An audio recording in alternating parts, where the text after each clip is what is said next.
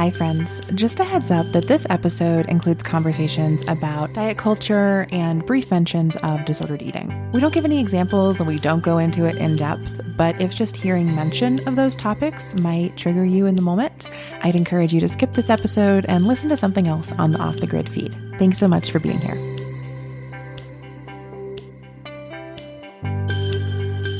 Welcome to Off the Grid, a podcast for small business owners who want to leave social media without losing all their clients.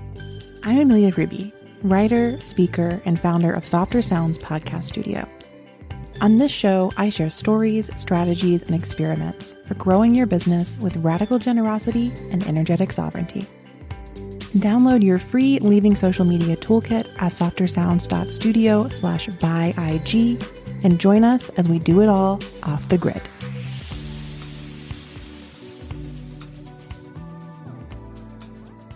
Hi, friends, and welcome to Off the Grid. I'm your host, Amelia Ruby, and you are listening to Season 2 of this podcast about leaving social media without losing all your clients, or any of your clients, hopefully. So far this season has been a lot of business talk. We've talked about marketing strategies, financial transparency. We had a great conversation about SEO, some real talk about Pinterest.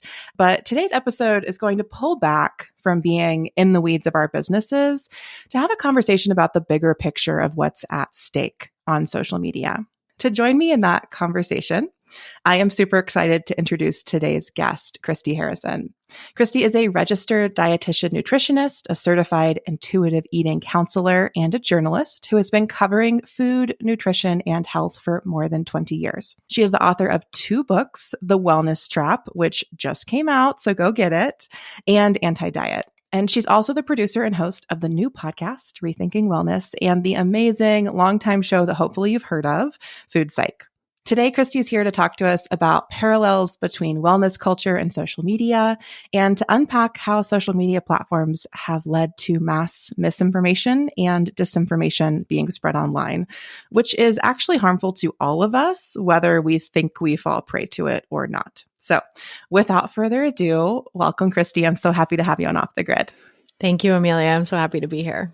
I want to start just on a personal note and say that I feel like very connected to the way that your work intersects diet culture and social media culture.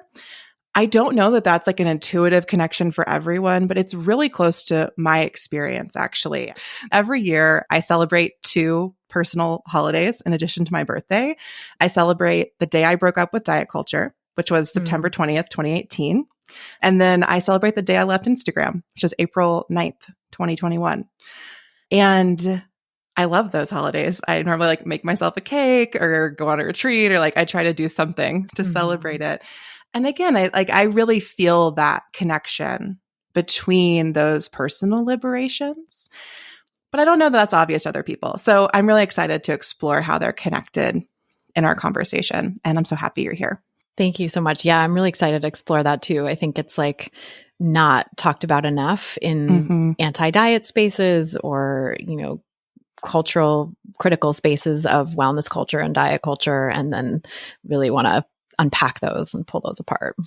Yeah. So to take us right into the thick of it, I was reading your book over the past week and this morning. And first of all, I want to invite our listeners to literally pause right now and go order it, because you're going to want it by the end of this episode. So do yourself a favor, get it now, then come back and listen to the rest of it.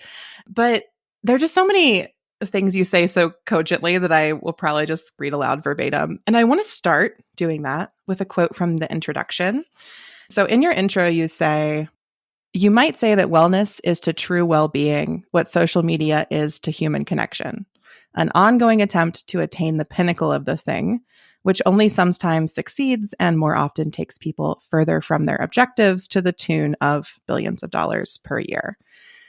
Could we start there? Could you unpack for us a bit, what's the difference between wellness and well-being that you point to, and then the difference between social media and human connection from there? Yeah. So, wellness is this multi-trillion-dollar industry that is geared towards trying to optimize, always optimizing your health. And the way that looks is different for everybody, but I think it's like, it's always this receding, this goal that's receding in the distance. It's never quite attainable. And so if you're someone with chronic illness or unexplained symptoms, it's, managing those symptoms, managing those illnesses, but not just any old way. It's doing it the quote unquote natural way. It's doing it the way that's, seen as being morally better than going the pharmaceutical route or whatever. And if you're someone who is, already in pretty good health, it's like managing whatever symptoms come up for you, whatever sort of minor aches and pains or whatever, again, in that sort of quote unquote natural way. And if you're someone who doesn't struggle with any of those things, then it's, always optimizing, again, like your looks, your health, your biomarkers, your sleep, all of these different things that can be tracked and quantified and supposedly optimized. And I think everybody sort of across the spectrum of illness and health, and everybody across the spectrum of socioeconomic status increasingly as well, is sort of being targeted by the wellness industry and wellness culture to try to get us to like optimize in whatever way we can and to spend our money on that.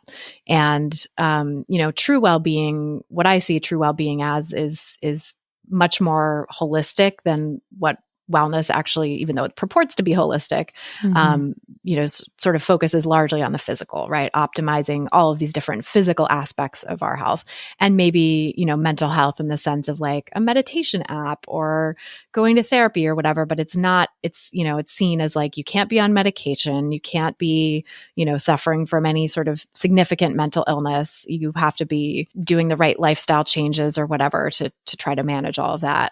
Versus well-being, I think, encompasses much more of a true holistic sense of who we are as people. The mental, emotional, social, economic kind of aspects of our lives, in addition to the physical health.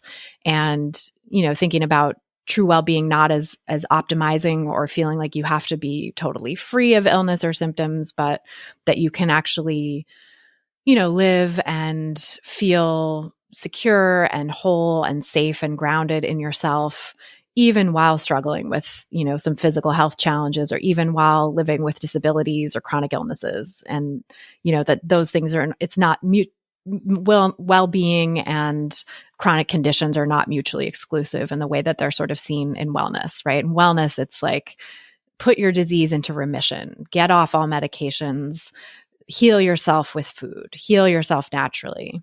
And I think those are really unrealistic standards for people to be pushed towards. And well-being is much more of it's a better approach in terms of what people can actually attain.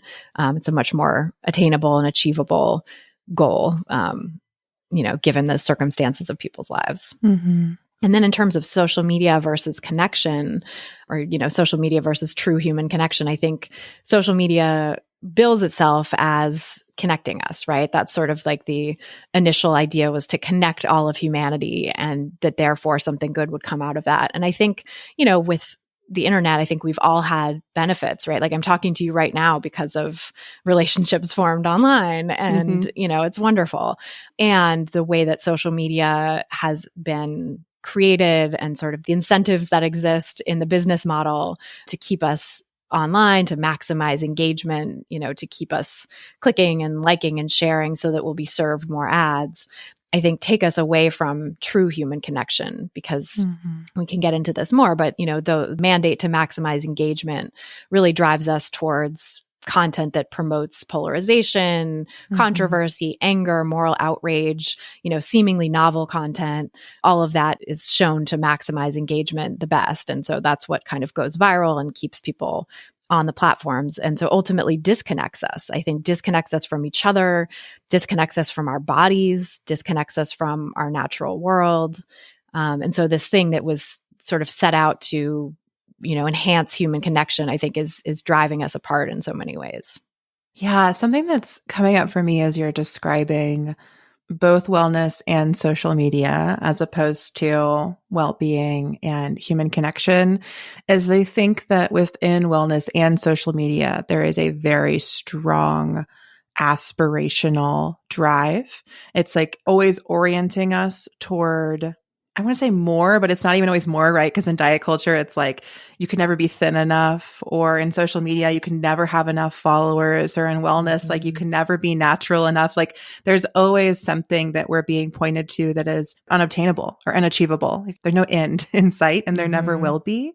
And something I've unpacked on the podcast before is the way that social media platforms are designed such that they're always changing the game. So we can't actually get really good at them. And I think similarly, when wellness becomes embedded in capitalism, there's always something new that you must be doing because there needs to be a new product, a new market, a new whatever it is explored.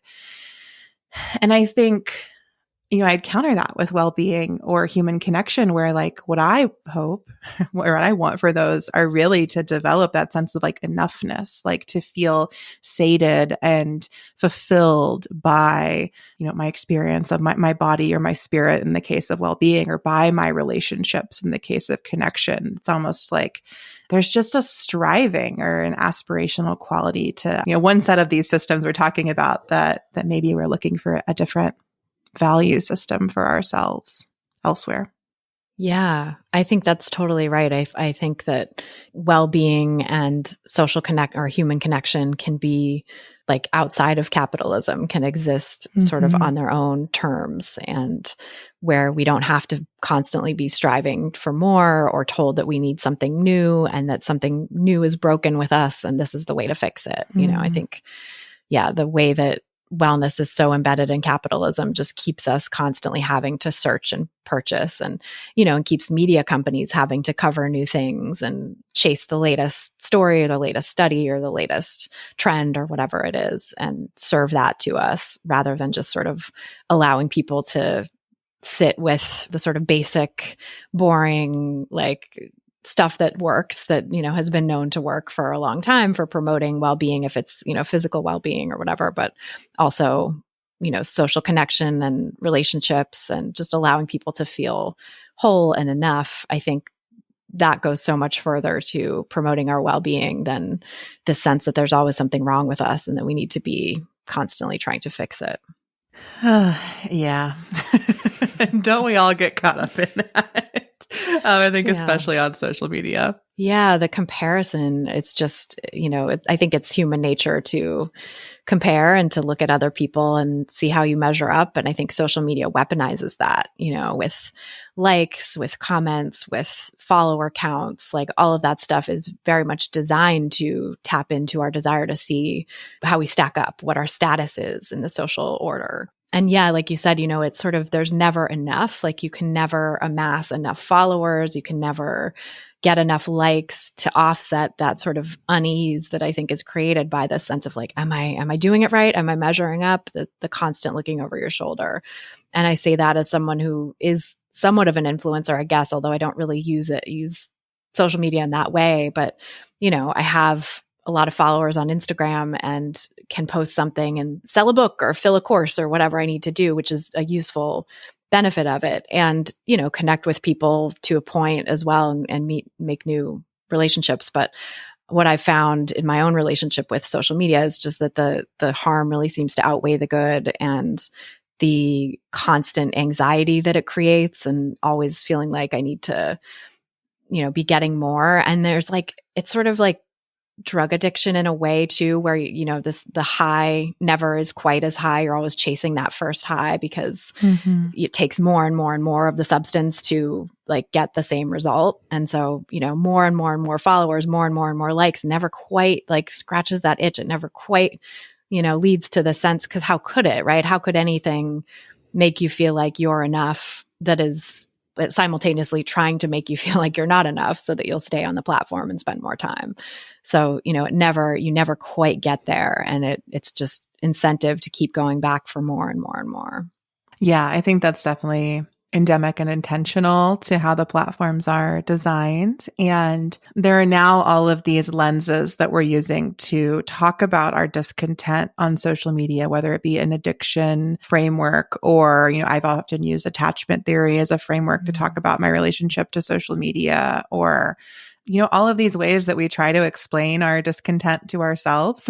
But really, what I always try to get back to is like the platforms are making choices. Like there's a reason we feel this way. Just like there's a reason we feel like we can never have enough money under capitalism. There's a reason we feel like we can never be well enough within wellness.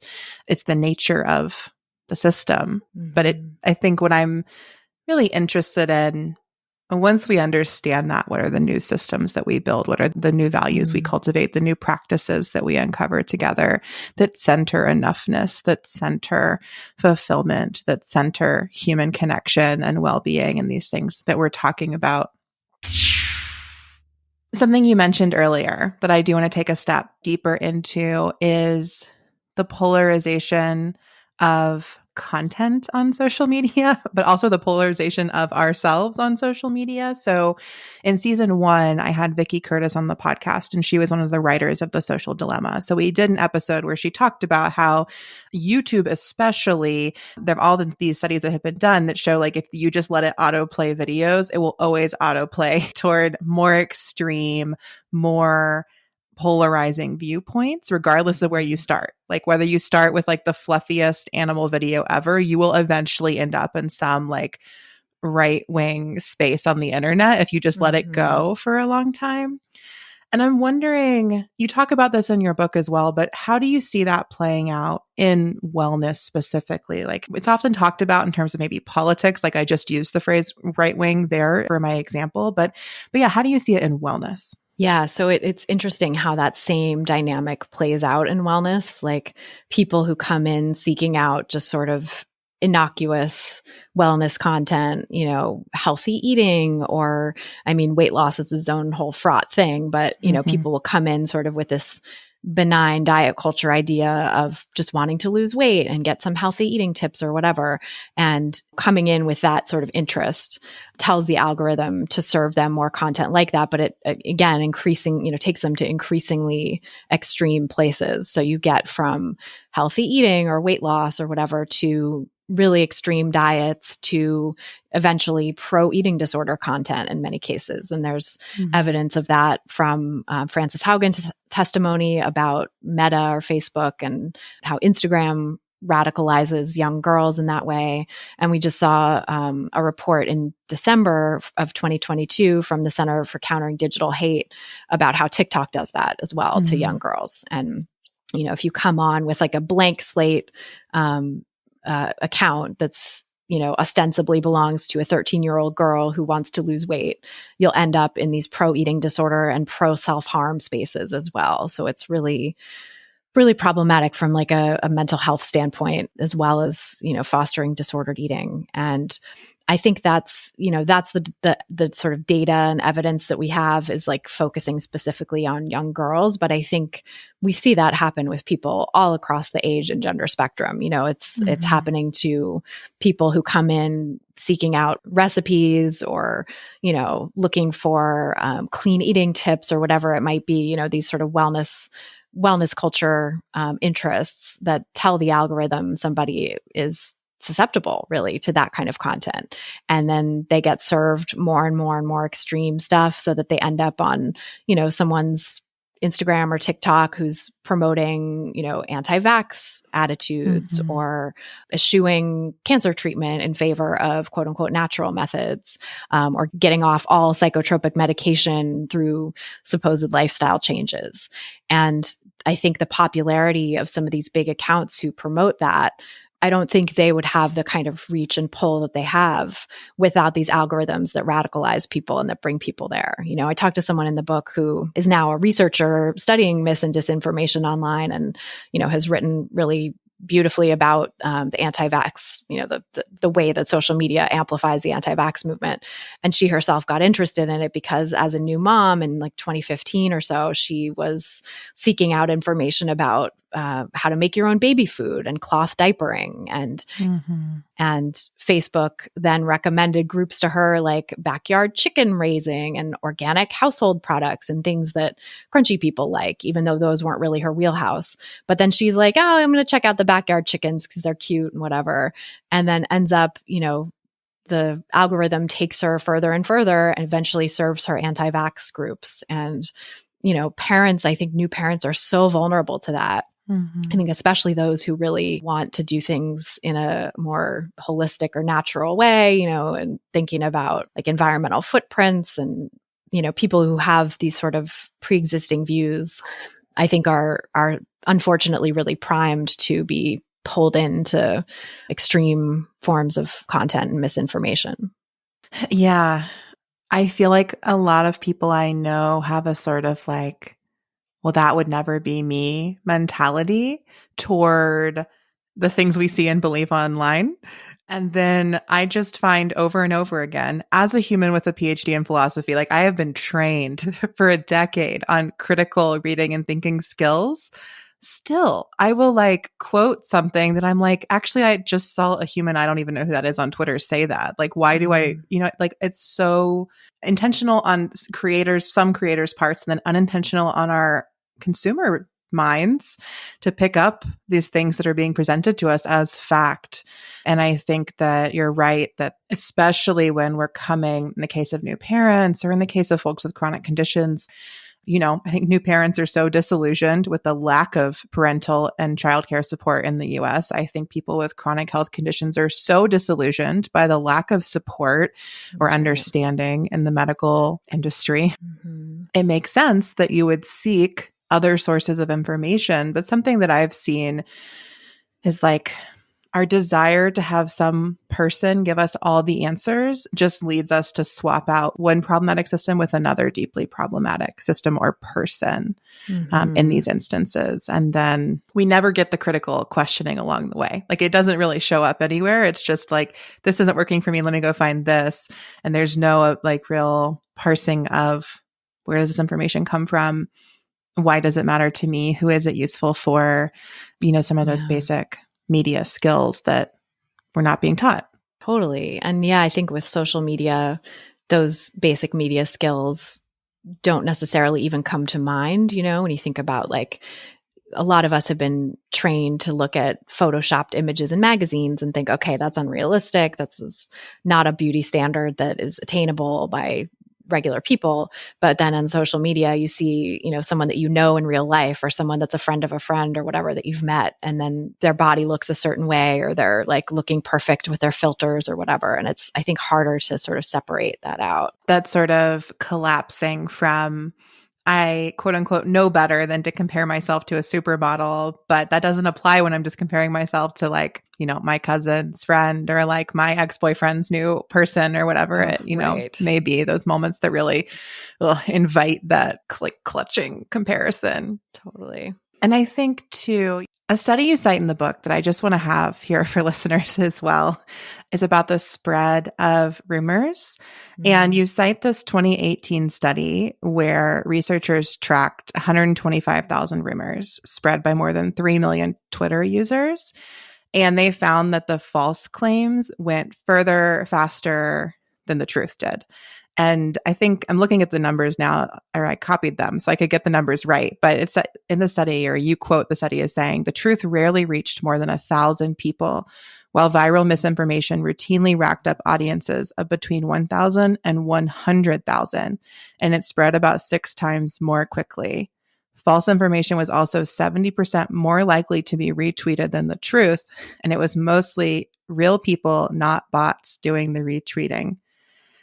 And then you point to like the people doing this. The people spreading misinformation in turn are rewarded with likes and shares, which reinforces this dynamic. In the current social media landscape, lies often go viral while the truth languishes. And honestly, I had to like stop reading after when I read that paragraph. I was like, this is brutal. Yeah, it's bleak. Just how quickly misinformation spreads. And maybe this is a good point to pause. And something I wanted to ask you just for clarification is like, what's the difference between misinformation and disinformation online? Yeah, it's a great question. So misinformation is just false information. Doesn't matter the intent. Someone could be spreading misinformation, like you said, the sort of way that we all kind of reflexively do, like, oh, I saw this thing on Twitter or somebody told me this and I'm just repeating it and passing it on. So there's no intent behind it necessarily. Disinformation is misinformation knowingly spread with intent to deceive. So it's, someone weaponizing that misinformation. And we see that a lot on social media. And of course, you can't really know, like, what someone's intent is truly. You never know exactly what's going on for another person. So some researchers in this area sort of advocate just saying misinformation for all of it, just to kind of not attribute intent to anyone. But I think there are some examples in some cases where it sort of becomes obvious where someone stands and that they are in fact intending to deceive. And so I think we can use disinformation in those contexts. Oh yeah, certainly. I think that something else you point to in your book that I think many of us are susceptible to is this collapsing of sources of information and of evidence. And this is really challenging for me because as a feminist, especially as a feminist in academia, I really have worked hard in my academic career to uphold the importance of personal experience and the importance of individual narrative, especially when it's women or gender nonconforming or non-binary folks who are sharing their experience. Like, I want that to be evidence. It's so important to me to take that seriously in the face of, capital S science saying, no, that's subjective. Like, only objectivity is truth. Like, it's just so important to me that those personal experiences matter. And then I go on social media and all of a sudden I'm like, oh no, I need to see some science again. Like, I need to give me some studies. I need more evidence. And I really struggle to hold those two things together. How do you think about them? So same. Yeah, I definitely relate to that. And that was actually a struggle and a dance in writing this book, was like, how do I hold the importance of personal experience and marginalized folks telling their stories in the face of this like scientific establishment wanting to sort of dismiss, or historically especially wanting to dismiss these stories. And then the way that social media turns everything into personal experience and anecdote over scientific evidence. And I think the wellness industry also sort of capitalizes on the historical problems with science and, the fact that science has left so many people out of research and hasn't really accounted for things that, especially conditions that affect mostly women and marginalized folks, like doesn't, do a great job of accounting for those things. And I think wellness culture and the wellness industry sort of take that pre-existing issue and sort of those pitfalls of science and weaponize that and sort of use that to sell dubious practices to people, because the reality is the conventional healthcare system has made so many of us feel dismissed and unheard and, underserved. And so we're looking for other approaches in other spaces. And I'm someone with multiple chronic illnesses myself. And, I've went through so many years to get diagnosed and to get treatment, and the treatments that exist for certain things like aren't really great or don't have a lot of, efficacy and, like for everyone and stuff, but it's like the best available evidence says that these should work for some people or whatever. So, I have definitely felt like there was something missing and wanting to look elsewhere for answers. And I think the wellness industry is right there to sort of amplify that and to make us feel like even more, to say, yeah, like doctors don't want you to know this, it sort of verges into conspiratorial thinking a lot of times. I think it's like doctors don't want to tell you the secret to longevity, but will share it with you. Or doctors, this is something that feels true to a lot of us too. Doctors don't get to the root cause of the problem. They just want to medicate the symptoms, right? And that in the conventional healthcare system, sometimes that is all there's really time for. And so, like an integrative or functional or alternative medicine provider saying like, we'll get to the root cause. We're not going to treat you in a one size fits all way. We're not going to just address symptoms, is really appealing and really feels like something we want and need and deserve. So I think it's really tricky to like call out the ways in which alternative and integrative medicine, but also like just wellness culture more broadly, are offering solutions that don't have a lot of great evidence behind them and that can in fact lead to worse harm, while also holding space for the fact that people do feel unserved and undervalued and sort of disrespected in the conventional system and are looking for things that will help, and that there are some real placebo effects, if nothing else, to certain treatments that are offered in wellness spaces. And that beyond that, like it's part of a family of placebo effects is something called the care effect, which is just feeling like a provider cares for you and listens to you and has empathy and time for you can lead to better health outcomes, no matter what they're offering, right? But to me, I guess it comes back to sort of looking at the overall harm and sort of the like what's actually coming out of this approach, right? If someone is going to wellness or alternative medicine and getting this care effect and getting benefit from that, or getting placebo effects from supplements or dietary practices or whatever, and they're not being harmed, or they're not having, really negative side effects that are detracting from their mental health, their quality of life, their relationship with food in their body, then maybe that works for that person, But I see so many people in my practice working with disordered eating who've had tremendous harm come from it, who've developed really serious disordered eating and eating disorders and are fearful of food and feel terrible about their bodies and are on these, intense supplement regimens that, that plus the dietary restrictions can cause a lot of digestive issues and a lot of other issues, hormonal and other issues related to that, related to restricting too much or excesses or deficiencies in certain vitamins and minerals. And so like seeing all of that harm being caused, I just want to sound the alarm. And I think there's a history of like skepticism of alternative medicine that is really valid, but also like really dismissive and sort of harsh and not appealing to, makes people feel stupid, like they're insufficiently skeptical and insufficiently smart.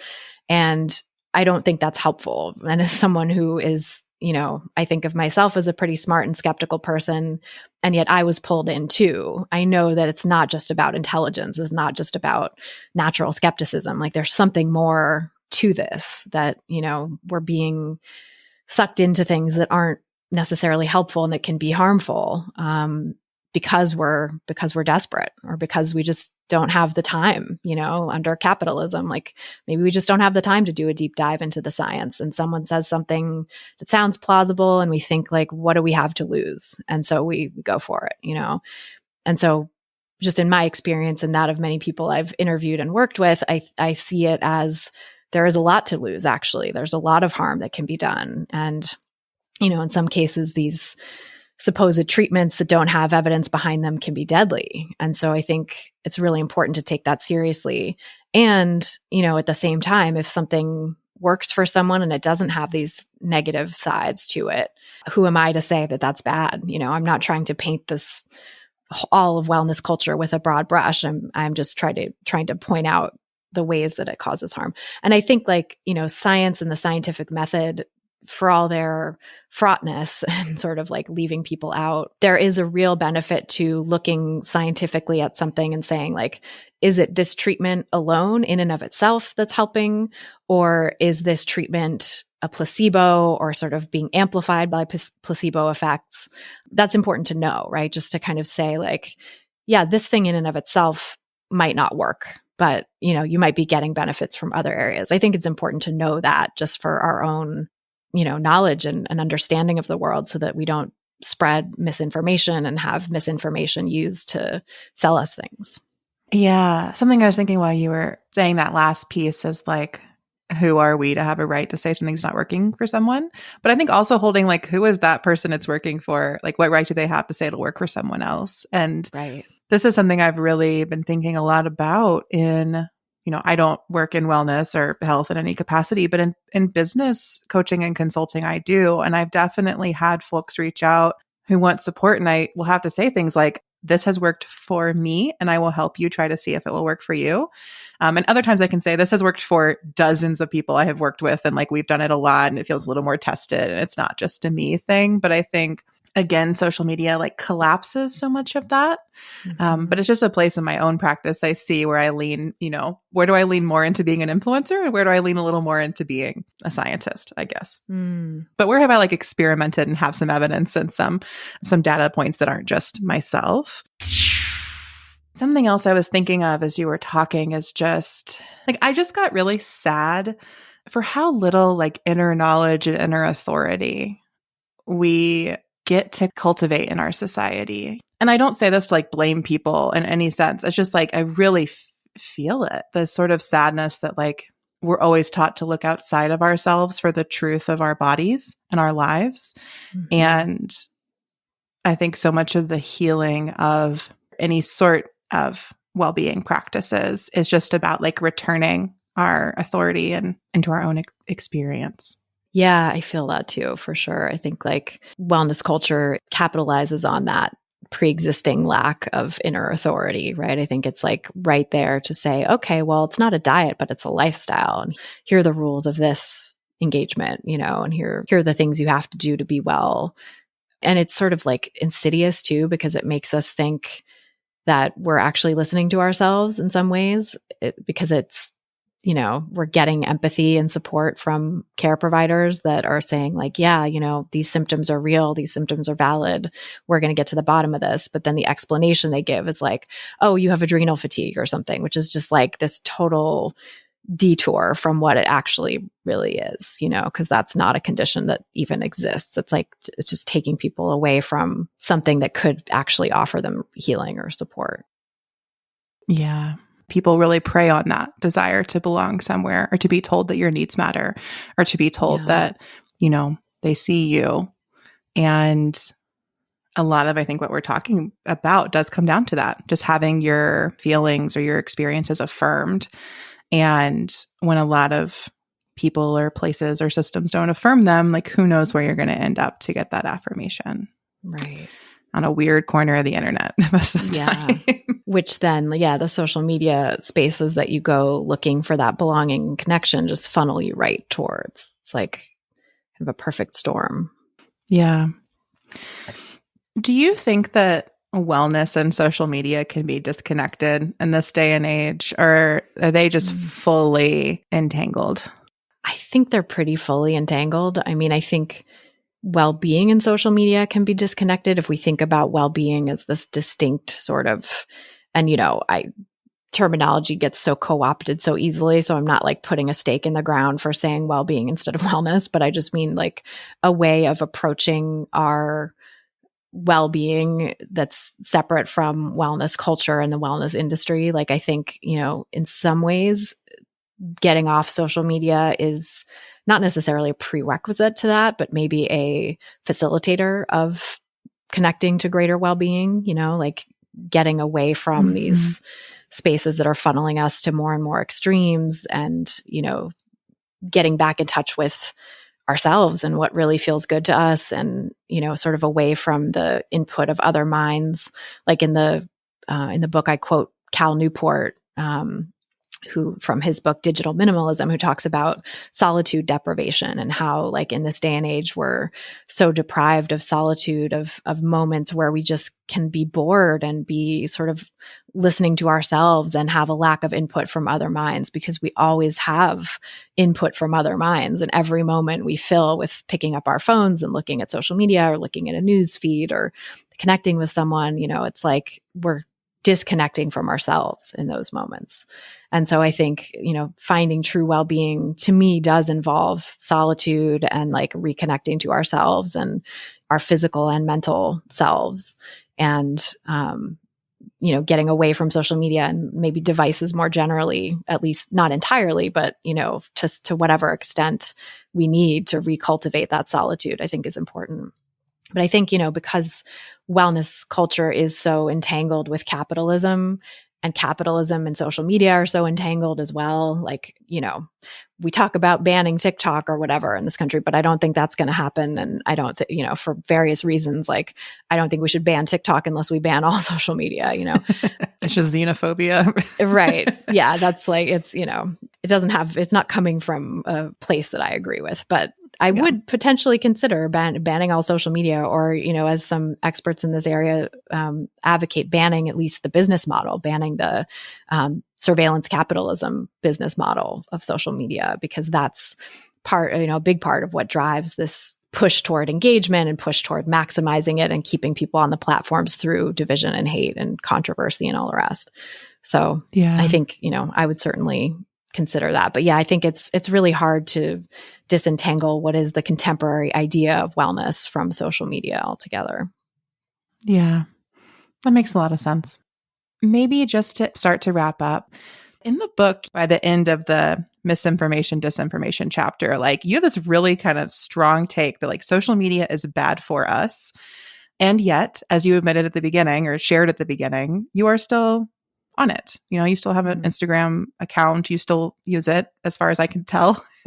Minimally, but yes, I do. Yes. I mean, I think most of our listeners, no one here is judging you because almost everyone is like still on social media and tuning into this podcast. But how do you think about that? I bet a lot of people look up to you and would be curious to know how you process that kind of both and.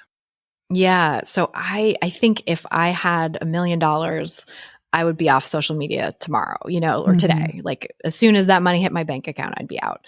It's like, it's just a part of being in a capitalistic system and trying to like make a living as, a small business owner and an author and a writer, like a podcaster, that I have felt like I had to stay there, and I had to like at least keep if nothing else, just keep the numbers there to sell to my publisher to say like, look, I still have this platform. Like you can buy my next book confidently knowing that however many, whatever percentage of people from social media usually buy a book will buy this book. I haven't quite been able to pull the trigger on leaving for that reason. And, because that's part of like the business model of publishing is wanting to sign up authors who have their own pre-existing platform to come in with. I did get off Twitter because I just couldn't anymore. When, Elon Musk took over and things all started to really hit the fan. I just felt like it was a liability. I hadn't used it in over a year anyway. I went on maternity leave and stopped using it and like didn't come back right away and didn't miss it. So, I just hadn't used it, but I figured like all the security issues with it and stuff, it was just like kind of a liability sitting there not logging in. So I deleted it and haven't looked back. Instagram and Facebook, as much as I really do not want to support Meta and their business model, I feel like I just have had to be there thus far.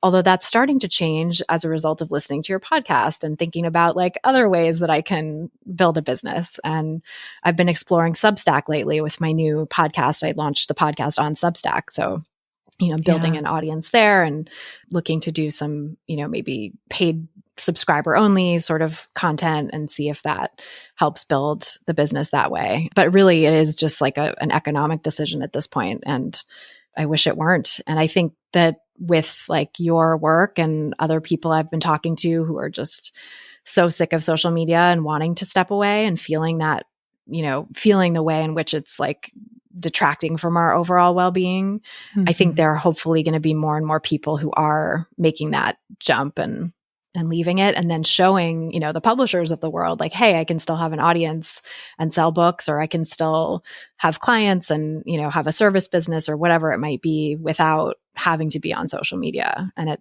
I think some of these industries, Hollywood famously has like no imagination in terms of like casting actors and stuff. And I think in some ways the publishing industry doesn't have a huge imagination when it comes to how they see someone and being able to sell books or whatever. But I think it'll help those industries maybe see a little bit more possibility in other approaches. Well, I feel the tides turning also. I will even say from behind the scenes, like the difference between the reception of season 1 of Off the Grid and now season 2 of Off the Grid, I'm like, oh, people are way more on board this season. Like everyone's feeling it a lot more this year than they were a year ago. And I applaud you for setting up foundations in other places. So cheers to that. And for anyone listening, I always support, an owned platform where you own your audience. And something I want to say to people too is like, it can be slow and that can be good. The idea that you need to like decide social media is bad, leave forever and like have something else and all that happens in an instant, like that's part of the problem. That's the same temporality of social media we're trying to let go of. Like I really support a slow, intentional disengagement from these platforms. I really support like get your foundations in order because you're totally right that like you want to sell another book, you need to have a lot of other stuff in place so you can do that. Or, I personally decided I don't ever want to sell a book again because I don't want to have to be on social media. And so I changed a huge trajectory for my career after my first book. I was like, not doing this. And that's a choice I made because I wanted to be off social media, but it's not the choice everyone's going to make. So I think it sounds like you really see clearly like what you desire for yourself, how you can support yourself and set up business foundations elsewhere. And I think letting that happen over time is really beautiful and good, and what we can all give ourselves the grace to do. Thank you. I so appreciate that. And I am also considering other avenues, actually. Like I have always seen myself as an author and a writer and wanting to write books. And, if what it takes is being on social media, but even more broadly, sort of like a kind of engagement with the world and with audiences that I think we're being asked to do in this age of social media, I don't 100% know if it's for me. I haven't opened up comments on my Substack even to paid subscribers because I'm like, I just don't know if I want that kind of constant connection to people and constant input from other minds. And like, I love connecting with my audience. I love connecting with people, but I need it to be in a boundaried way. I'm also an introvert. I'm also like have anxiety and PTSD. And like, I need sort of a sense of safety and control over how I engage with the world. And I think the way that authors and writers and publishers online more generally are sort of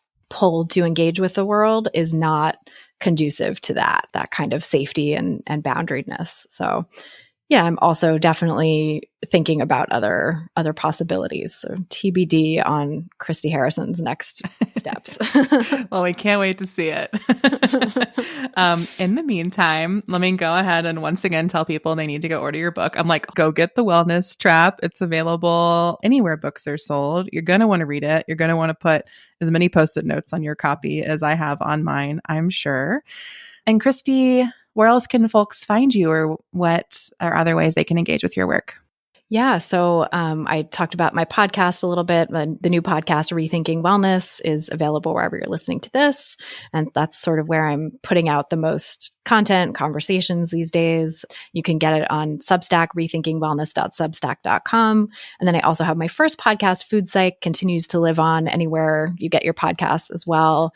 And my first book, Anti-Diet, is available also wherever you get your books. And you can go to my website if you want to see more of what I do. ChristyHarrison.com is that URL. Beautiful. That will all be linked in the show notes, as will, of course, the Leaving Social Media Toolkit that folks love, and our list of 100 ways to share your work without social media if you want more resources to do some of the things Christy and I have been talking about at the end of this convo.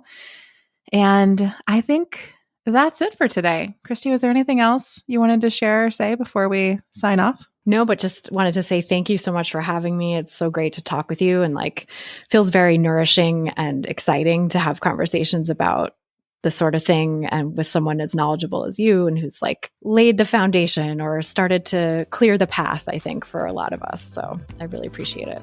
I feel the same way about your work. So thank you so much for being here. Thanks to listeners for tuning in, and we will see you all off the grid.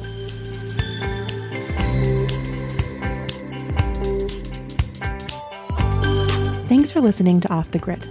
Find links and resources in the show notes, and don't forget to grab your free Leaving Social Media Toolkit at softersounds.studio/byeig. That's softersounds.studio/byeig.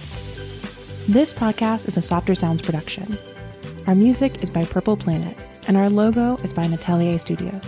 If you'd like to make a podcast of your own, we'd love to help. Find more about our services at softersounds.studio. Until next time, we'll see you off the grid.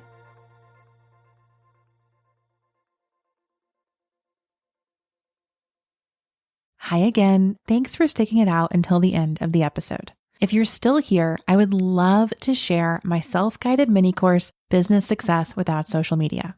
This podcast is a totally free resource to support you in thinking about marketing without social media. But the mini course is where I really go into how to set your business up for success without social platforms. In the course, I help you handle the emotional aspects of leaving social media, the challenging feelings that come up when you're doing something differently, and how to shake off all those shoulds around marketing. I also guide you through my business fundamentals, what I think are the 3 core pillars of any successful business. And I help you see how to connect them so that however you market your business, you can make sure that your marketing is connecting your offerings with your ideal clients and community. This mini course is based on the live workshop series I did last summer, and let me tell you, it is super transformative. Folks have reported back that it totally changed how they think about their business, and it's allowed them to do a lot less marketing that's way more impactful. So if you're still tuned in, this is probably for you, and right now, Business Success Without Social Media is only $44. It's going to go off sale later this spring as I reimagine it and then raise the price. So if you'd like to get the goods right now at the lowest they will ever cost, go ahead and head to the show notes and register for Business Success Without Social Media today. Thanks again for tuning in. I'll see you off the grid.